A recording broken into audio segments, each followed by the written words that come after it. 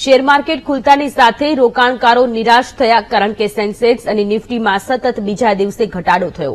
સેન્સેક્સમાં 1000 point down થયો. Sensex 72,100ની સપાટીએ પહોંચ્યો. જ્યારે નિફ્ટીની વાત કરીએ, નિફ્ટી 280 પોઈન્ટ ડાઉન થયો છે.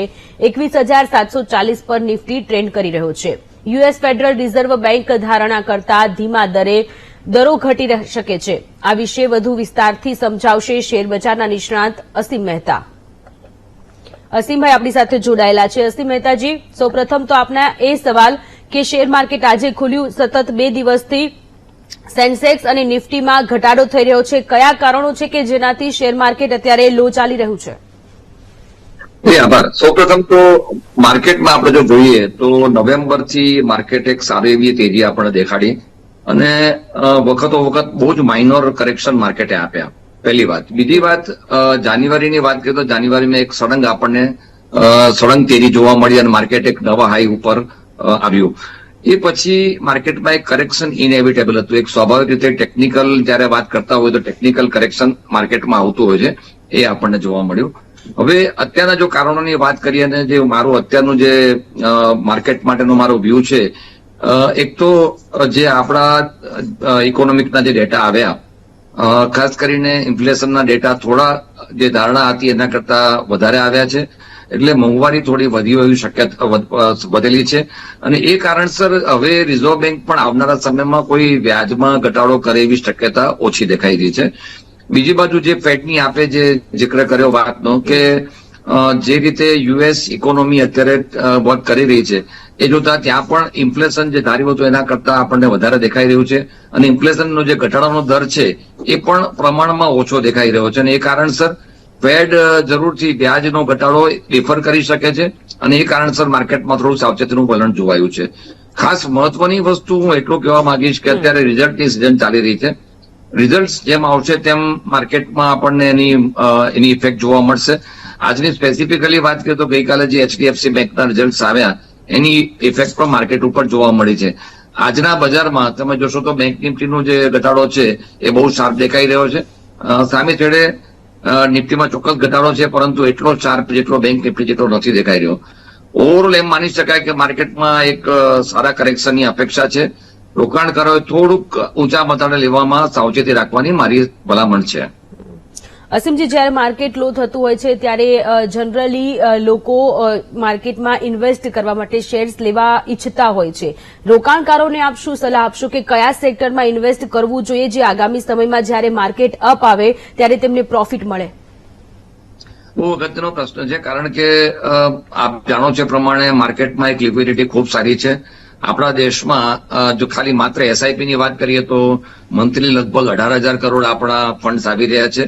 એફઆઈ નો ઇન્ફ્લો પણ અત્યારે સારો દેખાઈ રહ્યો છે અને માર્કેટમાં કરેક્શન આવે અને તો હું સ્વાભાવિક રીતે માનું છું કે માર્કેટમાં એક ખરીદીની તક છે. જો જયારે આપણે સેક્ટરની વાત કરીએ તો આપણે જાણીએ છીએ કે સરકારનું જે ફોકસ છે એ રિન્યુએબલ એનર્જી છે, ઇન્ફ્રાસ્ટ્રક્ચર છે. આ બધા સેક્ટર ઉપર વધારે ધ્યાન આપે અને ગ્રીન એનર્જી ખાસ કરીને, તો આ બધા સેક્ટર ઉપર રોકાણકાર ધ્યાન આપે અને મારી દ્રષ્ટિએ એક બહુ જ સારી ઓપોર્ચ્યુનિટી માર્કેટમાં મળશે જો માર્કેટમાં એક સારો ઘટાડો આવે છે તો. અને હું માનું ત્યાં સુધી આવનારા સમયમાં રોકાણકારો માટે એક સારી તક સારા શેર લેવાની બનશે અને જે રોકાણકારો લોંગ ટર્મ ઇન્વેસ્ટર છે એમને કોઈ પેનિક કરવાની જરૂર નથી. આવા કરેક્શન આવે માર્કેટને વધારે હેલ્ધી બનાવતું હોય છે. તો મારી દ્રષ્ટિએ એક સારો ટ્રેન્ડ બની રહ્યો છે આવનારા સમયમાં.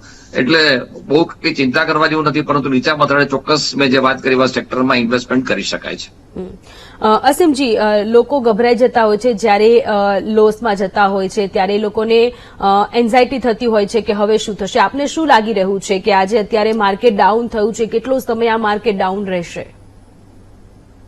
એક તો જયારે માર્કેટ આપણે આજે 2023 અને ફર્સ્ટ વીક ઓફ જાન્યુઆરી એક કહી શકાય કે બહુ સારો બુલ રન જોવા મળ્યો અને આપ જોશો તો એક હિસ્ટોરિકલી વાત કરીએ તો માર્કેટમાં જો કરેક્શન ના આવે તો મોટા ઘટાડા આપણને જોવા મળતા હોય છે. માર્કેટ એવું મોટું કરેક્શન આપ્યું જ નથી. નવેમ્બર પછી તમે જોશો તો માર્કેટના પર્સન્ટેજ વાઇઝ મોર દેન 12% જેટલો ઉછાળો જોવા મળ્યો ટૂંકા ગાળામાં અને એની સામે કરેક્શન બહુ જ નેગ્લિજેબલ આવ્યું હતું અને એનું આ પરિણામ આપણે જોઈએ છીએ કે કરેક્શન આવી શકે છે.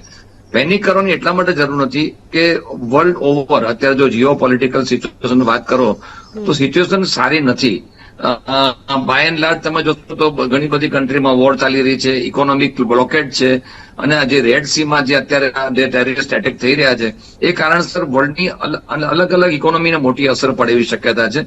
તો એ સંજોગોમાં માર્કેટમાં કરેક્શન આવશે. હજી આજના દિવસનો ઘટાડો પૂરો થયો જેવું માની ના શકાય. હજી ફર્ધર ઘટાડો આપણને જોવા મળે છે. નિફ્ટીમાં આ લેવલથી કદાચ હજી 3-4% ઘટાડો હું જોઈ રહ્યો છું. તો રોકાણકારો થોડુંક પોતાનું જે એક્સપોઝર છે, ખાસ કરીને ટ્રેડર્સ છે, એમને પોતાના સ્ટોપ લોસ રાખવા જોઈએ. બને ત્યાં સુધી ટ્રેડિંગના જે એમના કોલ છે એના ઉપર બહુ ધ્યાન રાખવાની જરૂર છે. ઇન્વેસ્ટરે કોઈ ચિંતા કરવાની જરૂર નથી. ઇન્વેસ્ટર માટે તો એક ગોલ્ડન ઓપોર્ચ્યુનિટી બનશે મારી દ્રષ્ટિએ. અસીમજી, નિફ્ટી અને બેંક નિફ્ટી આગામી સમયમાં કઈ દિશામાં ટ્રેન્ડ કરી શકે છે આપના મતે? આજે જે માર્કેટે ઘટાડો દેખાડ્યો છે તમે જોશો તો એક મોટો ગેપ ડાઉન ઓપનિંગ કહી શકાય. અને એ જોતા આપણે બજેટ પણ આવવાનું છે, ઇલેક્શન પણ આપણને એપ્રિલ મે માં જોવા મળશે. એ સંજોગોમાં માર્કેટમાં થોડી અનસર્ટનિટી આપણને જોવા મળશે, થોડું વોલેટાઇલ કારોબાર જોવા મળશે. એટલે આજે જે નિફ્ટી છે 21,700 ની આસપાસ ટ્રેડ કરી રહી છે. બની શકે 21,200 સુધી, એટલે કે 21,500 નિફ્ટીનો ઘટાડો આવી શકે છે. બેંક નિફ્ટી વધારે એક રિએક્શન આપી રહી છે અત્યારે, કારણ કે જે રીતે એચડીએફસી બેંકના રિઝલ્ટ આવ્યા એને માર્કેટ થોડું નેગેટિવ ગણી રહ્યું છે. આ લેવલથી હજી પણ મારી દ્રષ્ટિએ બેંક નિફ્ટી 1,000 નિફ્ટી ઘટે એવી શક્યતા છે. થોડુંક સાવચેતી પર વલણ રાખો. નીચા મથાળે સારી બાઇંગ ઓપોર્ચ્યુનિટી બનશે. ફંડ સારા માર્કેટમાં આવી રહ્યા છે. રોકાણકારોનો કોન્ફિડન્સ પણ માર્કેટ માટે સારો છે. એટલે પેનિક કરવાની જરૂર નથી. 20 માર્કેટ ઘટ્યું છે એટલે કૂદી પડવું એવું પણ મારી એડવાઇસ નથી બનતી. હા, એટલે ઘણા બધા લોકોની એવી પણ માન્યતા હોય છે કે જ્યારે માર્કેટ ડાઉન હોય છે ત્યારે એમની પાસે જેટલું પણ ફંડ હોય છે એ બધું ફંડ એ માર્કેટમાં રોકાણ કરી દેતા હોય છે. તો એ લોકોને પણ થોડી સાવચેતી, થોડું ધ્યાનપૂર્વક રોકાણ કરવું જોઈએ. બિલકુલ. હું આજે અત્યારની જે મુવમેન્ટ છે અને આવનારો સમય હું જોઈ રહ્યો છું, ઇકોનોમિકલી, જીઓપોલિટિકલી અને ઓવરઓલ જે રીતે અનસર્ટન દેખાઈ રહી છે, થોડું કોશન ચોક્કસ રાખવાની જરૂર છે. વર્લ્ડની કમ્પેરિઝનમાં ઇન્ડિયન ઇકોનોમી ઘણું સારું કરી રહી છે, પરંતુ જ્યારે વર્લ્ડમાં પ્રોબ્લેમ આવતા હોય તો આપણે એમાંથી અલગ રહી નથી શકતા. નાની મોટી અસર આપણને આવતી હોય છે. એક પોઝિટિવ પોઈન્ટ જે ઇન્ડિયન ઇકોનોમી માટે બન્યો છે એ ક્રૂડ પ્રાઇસના કુલ ડાઉન થયા છે. ક્રૂડના પ્રાઇસ ઘણા કુલ ડાઉન થયા છે, જે આપણને કદાચ આવનારા સમયમાં ઇન્ફ્લેશનમાં એક મોડરેટ થાય એવી શક્યતા છે. એટલે મારી સલાહ ચોક્કસ હું માર્કેટ માટે 1 સેકન્ડ રિપીટ કરીશ. માર્કેટનો મારો વ્યૂ પોઝિટિવ છે, પણ subject to sum good correction. કારણ એક જ છે, માર્કેટ બહુ જ રનવે આપી દેલું છે. વેલ્યુએશન થોડા મોંઘા દેખાઈ રહ્યા છે.